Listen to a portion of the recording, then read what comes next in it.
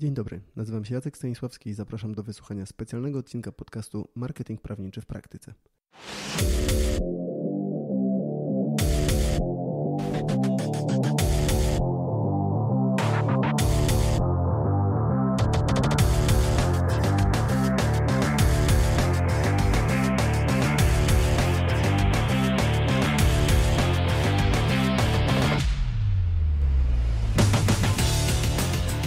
Dzisiejszy odcinek nagrałem w Pradze podczas konferencji Outlaw 2018. Jest to zapis mojej rozmowy z Pawłem Krkoską, jednym z pomysłodawców i organizatorów tego wydarzenia. Rozmawiamy o konferencji, o czeskim rynku prawniczym i o wyzwaniach, przed jakimi stoją kancelarie u naszych południowych sąsiadów. Zapraszam.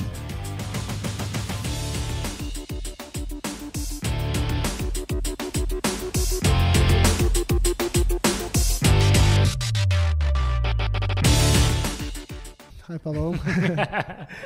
It's very nice to have you on the podcast. I'm really glad we could meet here in Prague. Can you please introduce yourself? Okay, my name is Pavel Krkoska, and I've co-founded a company called SingleCase, which is doing on legal market. What we are offering is a case management system for lawyers. So we are like IT company, and right now we're doing this for 4 years. We have become number one on the Czech market, which is still not very like large market, of course, and even our clients, we have like 200 plus clients as law firms, and that's basically how we figured out that Outlaw could be a good idea. So this conference that we're doing. And you're first in another matter as well, because you've organized the first legal marketing conference in Czech Republic, and we are here in the Outlaw 2018 in Prague. That's probably true, as far as I know. But it's not just about Outlaw. It's just not about marketing. It's also about how to manage the company in general. So basically, we have 2 rounds at the moment. So it's in the April. It was first event, and it was on managing the company. So everything that is connected to how do you manage it internally. And the second part, which is now, it's about how do you market it. So how did you come up with the idea of Outlaw as a conference? Yeah, it's quite simple, really, because I think that you have maybe the same on the Polish market, that the lawyers are not being taught anything about managing the business or marketing or selling to clients, basically anything that is more business than just law and legal specific stuff. So we basically figured out that we could very easily be the first ones.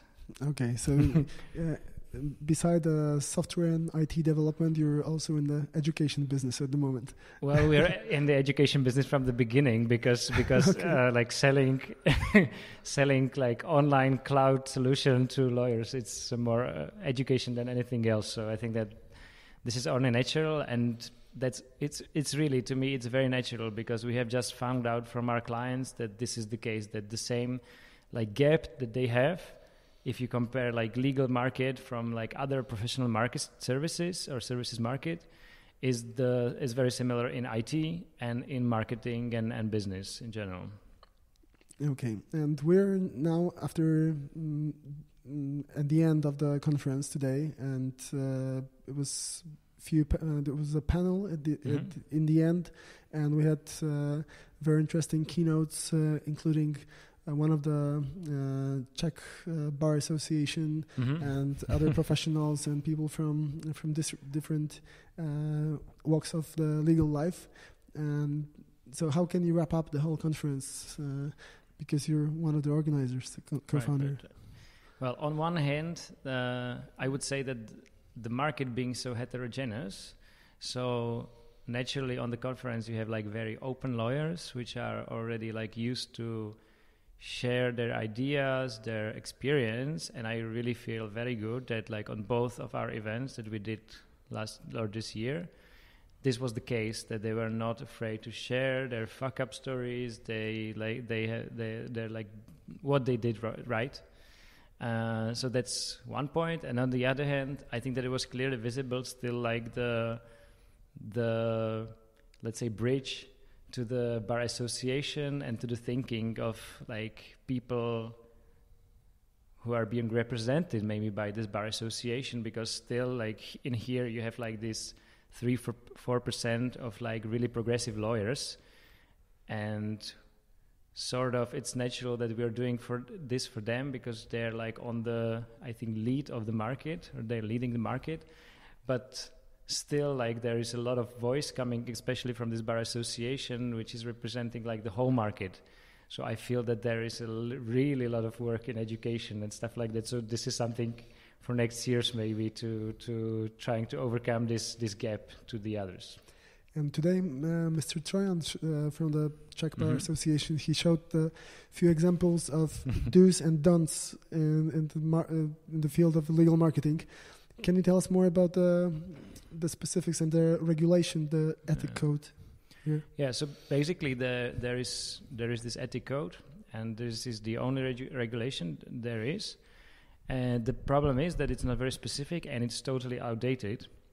So the code is from 1997, so from the time where Facebook didn't exist, not even Google, I would guess. It's like 96, right?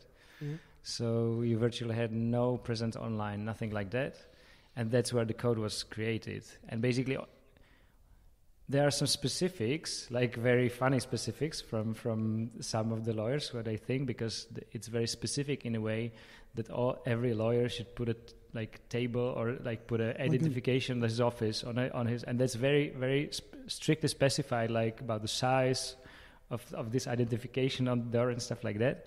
But on the other, of course, being that old, it doesn't talk at all about like online marketing, for example. Of course, it doesn't. And the second specific thing that it basically tells is that, and I hope that I will translate it so it's understandable. But basically, it says that it shouldn't basically lower the I don't know how to explain this, but it's like a profession that has some like feeling about the profession. So like you have to keep up some level because you're a lawyer, you're a solicitor, so you cannot, for example, put that. So it's all about the dignity of the dignity. The that's the word. Okay. And basically, it just says that it shouldn't lower the dignity of the lawyers.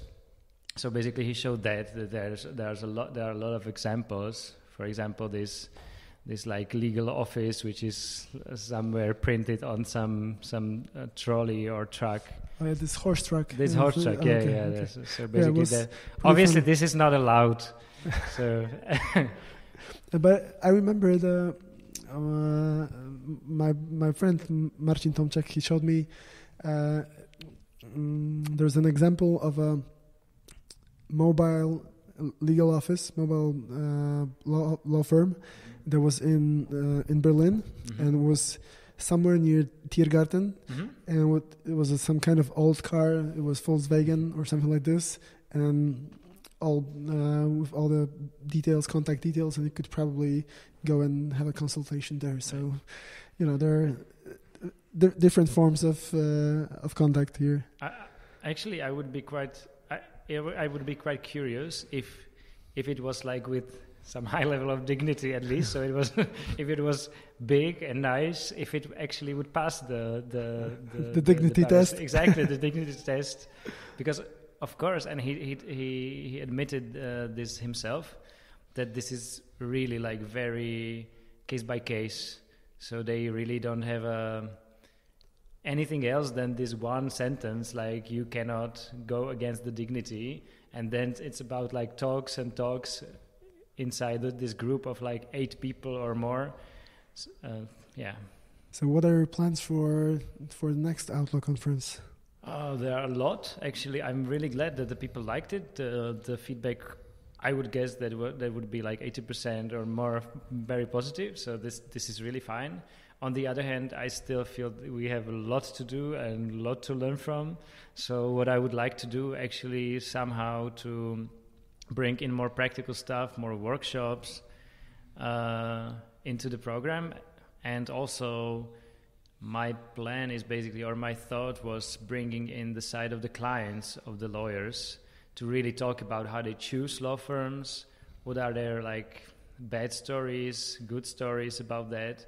And in the end, if you, for example, if you're a corporation and you're deciding which lawyers do you want to work with? So what is it that really like brings you to the decision? Okay, those are the guys. So I feel that this was sort of missing still. So it's definitely something that I would try to bring in next year. Apparently, the workshops here were very interesting, and I spoke to some of the participants, and they said that it was very, very interesting and insightful. So I guess this may be very interesting. Especially, I was impressed that one of the executors here, he went to a branding workshop, and he said that this was the most valuable part of the conference for him, which was quite amazing. But it shows that the demand is in different places, that sometimes it's in the place that you would never expect it. Yeah, true. And we would never know ourselves if we wouldn't do it. So I would never imagine that this is possible for this like executive guy to. So I'm glad that he was here. I'm curious what he has to say about in his feedback. So I'll be definitely looking forward to it, and we'll see. But I agree that the potential is enormous. We're just like in the very beginning here, I would guess. So. And how do you see the potential of the IT solutions or legal tech solutions here in the Czech market? I can compare between the Czech market and German market when we are just like entering, and there it's already like topics like legal tech. They're already a topic there, so it's like a buzzword, like new buzzword. Like every lawyer, they want to be legal tech, and everybody wants to do that. Of course, nobody knows what that means. Almost nobody. But on the other hand, actually, it's already been taught at like two universities. So, as part of studying for being a lawyer, so really? They already There's one in Hamburg and one somewhere else. So they are like two leading universities. So, and this is so to me, if I just might predict, I think that this is moving here as well. But I would guess that we're like 4-5 years from that point. We want to make it, of course, faster because this is what we do, and we're into education, so we are just trying to make it sooner. But if I just compare those two markets, it's obvious that now and then here, it's not a topic. So basically, we spent like last 4 years teaching them about like that. I don't know, cloud solutions are very good for them, actually, for various reasons. We're glad